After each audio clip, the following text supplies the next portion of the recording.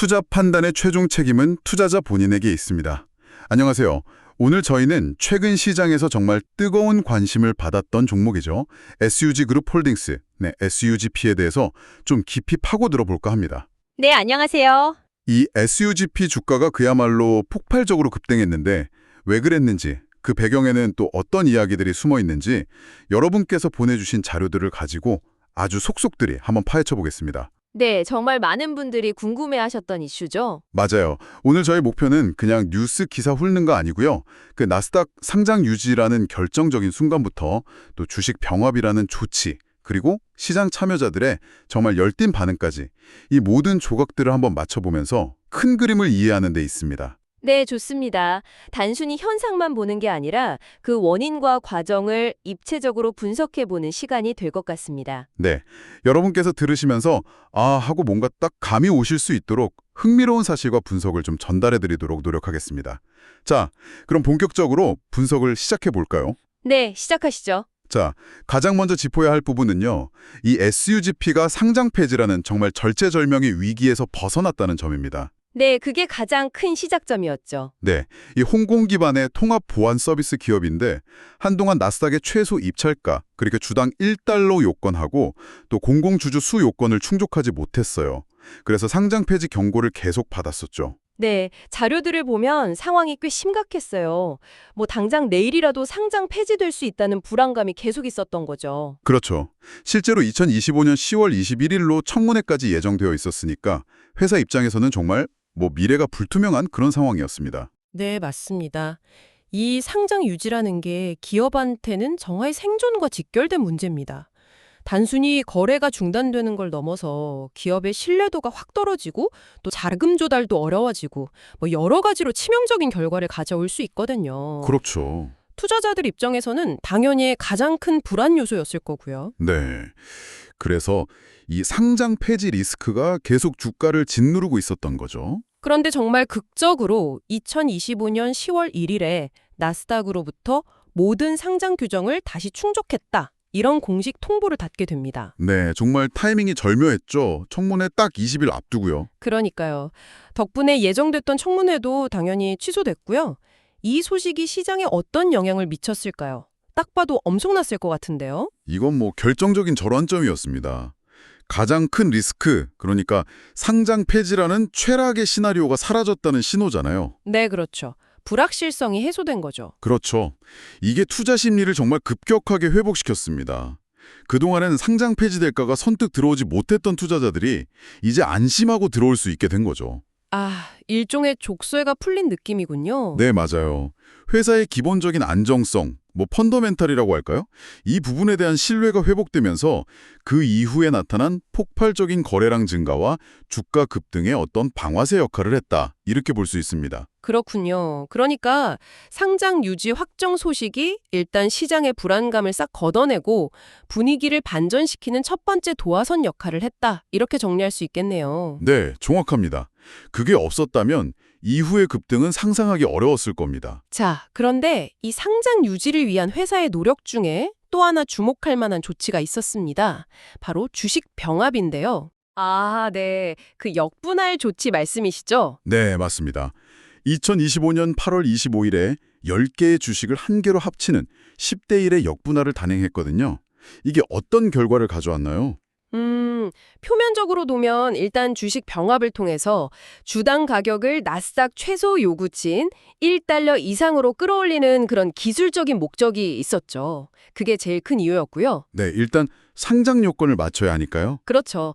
근데 이게 더 중요한 파급 효과를 낳았다는 겁니다. 바로 시장에서 실제로 유통되는 주식의 수가 크게 줄어들었다는 점이에요. 유통 주식 수가 줄었다고요? 얼마나 줄었는데요? 자료에 따르면요, 약 1,385만 주 정도였던 유통 주식 수가 병합 후에 138만 주 정도로 거의 10분의 1 수준으로 대폭 감소했습니다. 와, 10분의 1이면 정말 엄청나게 줄었네요. 네, 그렇죠. 바로 여기서 마이크로 플로트라는 개념이 중요해집니다. 마이크로 플로트. 네, 들어본 것 같습니다. 좀 더 자세히 설명해 주시죠. 이게 정확히 어떤 의미인가요? 말 그대로입니다. 마이크로 아주 작다는 뜻이고 플로트는 유통 주식수를 의미하니까 시장에서 거래 가능한 주식의 수가 아주 적은 상태를 말하는 거죠. 네, 유통 물량이 극히 적다. 그렇죠. 이런 주식들은 유통 물량이 워낙 적기 때문에 상대적으로 아주 적은 규모의 거래, 그러니까 매수나 매도세만으로도 주가가 매우 크게 움직이는 경향이 있습니다. 아, 그러니까 조금만 사거나 팔라도 주가가 막 널뛰기를 한다는 거군요. 네, 맞습니다. 변동성이 극심해지는 거죠. 작은 매수세에도 주가가 쉽게 급등할 수 있는 그런 구조적인 환경이 만들어진 셈이고요. 반대로 작은 매도세에도 또 급락할 위험이 있는 거고요.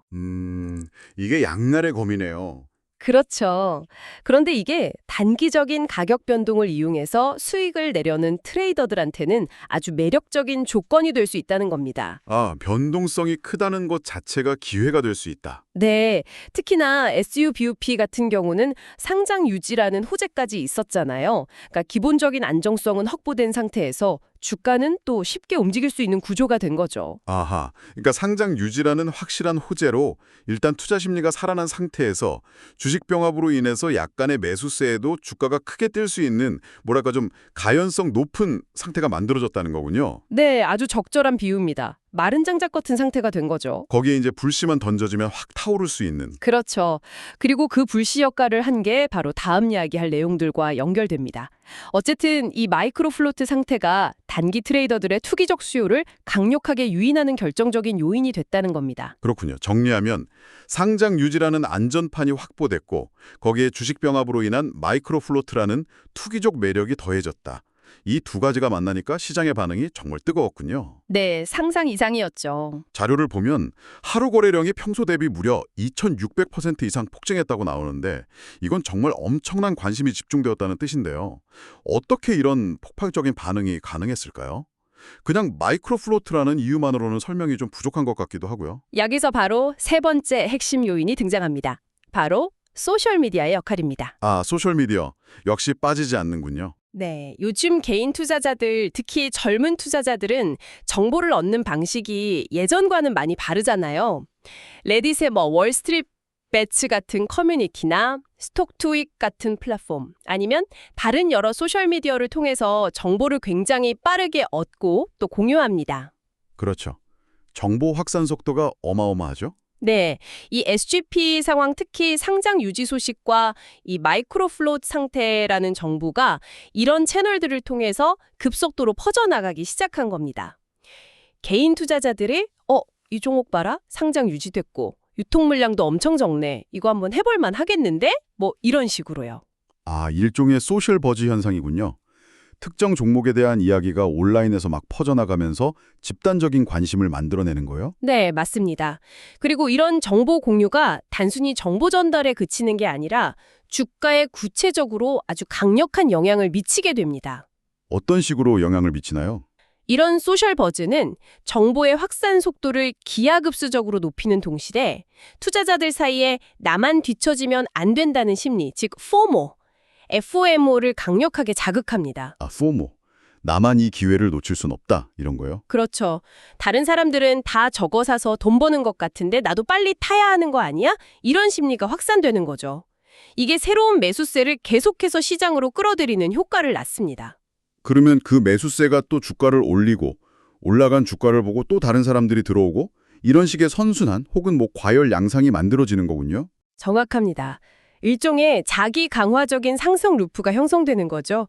실제로 회사 측에서 특별히 새로운 호재를 발표한 것도 없었는데 장마감 후 시간외 거래에서까지 주가가 계속 급등세를 보였거든요. 이건 바로 이런 투기적인 모멘텀과 소셜미디어를 통한 개인 투자자들의 아주 강력한 시장 참여를 보여주는 증거라고 할 수 있습니다. 흥미롭네요, 정말. 정리해보면 상장 유지라는 리스크 해소가 있었고 주식 병합으로 인한 마이크로 플로트라는 구조적 특징이 변동성을 키웠고 여기에 소셜미디어를 통한 관심 증폭과 포모 유발이 기름을 부었다. 이 세 가지 요소가 마치 톱니바퀴처럼 딱딱 맞물려 돌아가면서 SGUP의 이례적인 주가 급등을 만들어냈다. 이렇게 볼 수 있겠네요. 네, 아주 정확한 요약입니다. 여러 조건들이 정말 절묘하게 맞아떨어진 결과라고 할 수 있죠. 자, 그럼 이제 한 걸음 좀 물러서서 SGUP라는 기업 자체의 어떤 경쟁력이나 주변 환경은 어떤지 좀 더 냉정하게 평가해 볼 필요가 있을 것 같습니다. 지금까지는 주가 급등의 현상과 배경에 집중했다면 이제는 그 기업의 본질에 좀 더 다가가 보죠. 보내주신 자료에 스워트 분석과 패스톨 요인들도 언급되어 있네요. 이걸 통해 한번 짚어보겠습니다. 우선 SGUP가 가진 강점, 스트렝스는 무엇일까요?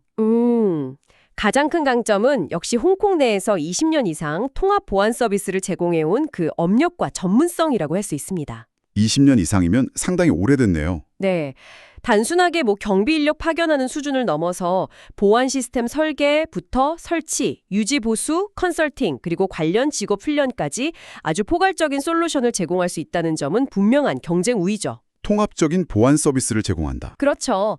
그리고 앞서 계속 강조했지만 나스닥 상장 유지를 통해서 사업의 연속성과 안정성에 대한 시장의 신뢰를 회복했다는 점, 이것도 이제는 확실한 강점이 됐고요. 네, 그 리스크가 사라졌으니까요. 네. 또 최근에 실질적인 사업 성과도 보여주고 있다는 점도 중요합니다. 홍콩의 주요 병원 확장 프로젝트와 관련해서 회사 역사상 가장 큰 규모인 1,130만 달러, 우리 돈으로 한 150억 원 정도 될까요? 그 정도 규모의 계약을 따냈다는 소식도 있었거든요. 와, 꽤 큰 계약인데요. 네, 이런 실질적인 사업 성과는 회사의 기본적인 사업 역량이 여전히 건재하다는 것을 보여주는 좋은 사례라고 할 수 있습니다. 그렇군요. 탄탄한 본업 기반, 그리고 상장 유지로 인한 안정성 확보, 여기에 대규모 수주 실적까지. 강점도 분명히 있네요. 그렇다면 약점, 위크니스는 뭘까요? 아무래도 앞서 계속 이야기됐던 그 변동성이 가장 큰 약점이 아닐까 싶은데요. 정확합니다. 그 마이크로 플로트라는 구조적 특성, 이게 주가 급등의 원동력이기도 했지만 동시에 가장 큰 약점이자 앞으로도 계속될 수 있는 위험 요인입니다. 네, 동전의 양면 같은 거군요. 그렇죠. 기업의 실제 가치나 실적 변화와는 좀 무관하게 단순히 수급 요인만으로도 주가가 언제든 정말 극심하게 요동칠 수 있다는 점은 장기적인 관점에서 투자하는 분들에게는 상당한 부담이 될 수밖에 없어요. 그렇죠. 예측이 너무 어려우니까요. 네. 그리고 또 하나 중요한 약점은 현재 높은 주가 수준이 과연 이 회사의 내재 가치를 정당하게 반영하고 있느냐? 이 질문에 쉽게 그렇다라고 답하기 어렵다는 점입니다. 아, 펀더멘탈 대비 주가가 너무 오른 것 아니냐는 우려군요. 네. 단기적인 수급 요인과 어떤 투기적인 기대감에 의해서 형성된 가격의 가능성이 높기 때문에 기업의 본질적인 가치, 즉 펀더멘탈과의 괴리가 크다는 점은 분명한 불안 요소이자 약점이라고 지적될 수 있습니다. 알겠습니다. 자, 그럼 이번에는 기회, 어퍼튜니티 요인과 위협, 스레드 요인을 짚어보죠. 특히 패스트 분석 관점에서 거시적인 환경 변화가 SUGP에게 어떤 영향을 미칠 수 있을지 살펴보면 좋겠습니다. 기회 요인부터 볼까요? 기회 요인으로는 일단 이번 주가 급등 사태를 통해서 예상치 못하게 얻은 아주 높은 시장 인지도를 줄 수 있습니다. 아, 노이즈 마케팅 효과 같은 건가요? 그런 측면도 있죠. 이전에는 사실 아는 사람만 아는 그런 회사였는데 단숨에 시장에 엄청난 주목을 받게 됐잖아요. 이걸 회사 측에서 잘 활용한다면 향후에 투자 유치를 한다거나 아니면 새로운 사업 파트너십을 확보하는데 긍정적으로 작용할 수도 있습니다. 인지도가 높아졌으니까요. 네, 그럴 수 있겠네요. 또 다른 기회는요? 또 하나는 사회 전반적으로 안전에 대한 요구가 계속 높아지고 있다는 점입니다. 범죄 예방이라든지 테러 방지라든지 이런 보안 관련 서비스나 엔지니어링 시장 자체가 구조적으로 성장하고 있다는 점은 SUGP 같은 보안 전문 기업에게는 분명한 기회 요인이죠. 보안 시장 자체가 커지고 있다. 네. 그렇다면 반대로 위험 요인은 어떤 것들이 있을까요? 가장 즉각적인 위협은 역시 가격 조정 위험이겠죠? 네, 맞습니다. 투기적 거품이 꺼질 경우에 주가가 단기간에 급락할 수 있다는 가격 조정 위험. 이게 가장 큰 위험 요인이라고 봐야 하고요. 네. 언제 터질지 모르는 시한폭탄 같네요. 그렇죠. 그리고 또 하나는 이 회사가 홍콩에 기반을 두고 있잖아요. 그렇기 때문에 홍콩의 어떤 정치적인 안정성 문제, 폴리티컬 혹은 홍콩의 경제 성장률이나 특히 부동산 시장 동향, 이코노믹 같은 이런 거시 경제적인 불확실성 변화에 직접적인 영향을 받을 수밖에 없습니다. 아, 홍콩 로컬 리스크가 있군요. 네. 그리고 사회적인 소셜 측면에서는 범죄율 변화라든지 보안에 대한 사회적인 인식 변화 같은 것들도 당연히 사업 수요에 영향을 미칠 수 있고요. 마지막으로 기술적인 테크놀로지컬 측면도 중요합니다. 기술적인 측면이라면요. 요즘 보안 기술 발전 속도가 정말 빠르잖아요. 뭐 예를 들어서 IP 기반의 CCTV라든지 아니면 인공지능, AI 기반의 지능형 영상 분석, IoT 기반의 통합 보안 시스템 같은 신기술들이 계속 나오고 있습니다. 네, 그렇죠. AI 보안 같은 거요? 네, SUGP가 이런 새로운 기술 변화에 얼마나 빠르고 성공적으로 적응하고 또 이걸 자사의 서비스에 잘 통합하느냐, 이게 장기적인 경쟁력을 좌우할 아주 중요한 위험 요인이자 동시에 또 기회 요인이 될 수도 있겠죠. 그렇군요. 정치, 경제, 사회, 기술 이런 거시적인 환경 요인들이 복합적으로 작용하겠네요. 정말 종합적인 분석 감사합니다. 강점과 기회도 분명히 있지만 동시에 약점과 위험 요인도 뚜렷하게 존재하는 상황이군요. 네, 맞습니다. 어느 한쪽으로만 치우쳐서 보기는 어려운 상황이죠. 자, 그럼 오늘 저희가 나눈 이야기들을 한번 종합적으로 정리해 볼 시간이 된 것 같습니다. 이 SUGP 주가 급등 현상의 핵심을 한 문장으로 압축한다면 어떻게 표현할 수 있을까요? 좀 길어질 수도 있겠지만 이렇게 정리할 수 있을 것 같아요. SUGP의 주가 급등은 상장 폐지라는 최악의 시나리오를 피하고 이게 이제 필요 조건이었죠. 네, 생존 기반 확보. 네. 그리고 주식 병합을 통해서 의도치 않게 마이크로 플로트라는 어떤 극단적인 수급 불균형 상태를 만들어내면서 투기적인 매력을 갖추게 된 상태에서 변동성 증폭. 그렇죠. 여기에 소셜미디어를 통해서 증폭된 시장의 폭발적인 관심과 FOMO 심리, 이게 충분 조건이었죠. 이 모든 것이 결합되어서 나타난 아주 이례적이고 복합적인 결과물이다. 이렇게 정리할 수 있겠습니다. 와, 정말 명쾌한 정리입니다. 필요 조건, 구조적 변화, 충분 조건. 이 세 박자가 딱 맞아떨어진 이례적인 결과물이다. 그렇다면 이 분석을 접하고 계신 저희 청취자 여러분께서 SUGP 사례를 통해 얻어가야 할 가장 중요한 교훈이나 시사점은 무엇일까요? 특히 이런 유형의 주식에 접근할 때는 어떤 점을 좀 명심해야 할까요? 네, 가장 강조하고 싶은 점은요. 현재 우리가 보고 있는 SUGP의 주가 수준이 이 기업의 본질적인 가치, 그러니까 펀더멘털에 온전히 반영한다고 보기에는 좀 어려울 수 있다는 사실입니다. 이걸 명확하게 인지하는 것이 무엇보다 중요합니다. 네, 현재 가격이 진짜 가치가 아닐 수 있다. 그렇죠.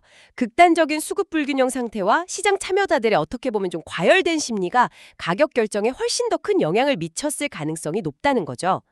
따라서 단기적인 주가 등락에 너무 이렇게 현혹되기보다는 앞으로 이 회사가 발표할 실적이라든지 뭐 새로운 계약 소식, 앞으로의 사업 전략 등을 통해서 정말로 지속적인 성장 가능성을 보여주는지 실질적인 펀더멘탈 개선을 이뤄내는지를 좀 냉철하게 지켜보고 확인하는 과정이 필수적이라고 생각합니다. 네, 펀더멘털 확인이 중요하다. 네. 그리고 또 한 가지는 앞서 계속 말씀드렸지만 이 마이크로플로트 주식이 태생적으로 가지고 있는 높은 변동성이라는 위험 요인을 충분히 이해하고 본인의 투자 성향이나 또 위험을 감수할 수 있는 능력에 맞춰서 아주 신중하게 접근해야 한다는 점, 이 점을 꼭 기억하셨으면 좋겠습니다. 높은 변동성에 대한 이해와 신중한 접근. 알겠습니다.